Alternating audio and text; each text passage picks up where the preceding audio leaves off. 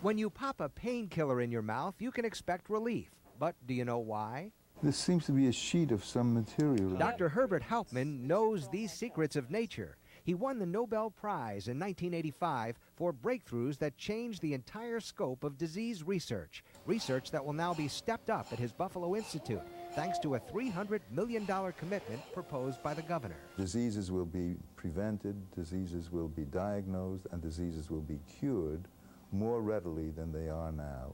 The concept of this research is not necessarily easy to understand, but basically it takes a drug and puts it in crystal form. It is then bombarded with X-rays. By looking at the way the X-rays scatter, scientists can determine the molecular structure of that drug. Once they know the structure, they know how it can effectively fight a specific disease. We can now design drugs which will do precisely what we want them to do without any adverse side effects. In fact, in this very lab, research scientist Joe Luft worked on a major insulin project that has actually improved his own life. So now when I eat food, I can program in the amount of insulin I need, and it more closely matches the actual glucose that's produced by the food, which keeps the levels more constant in my body.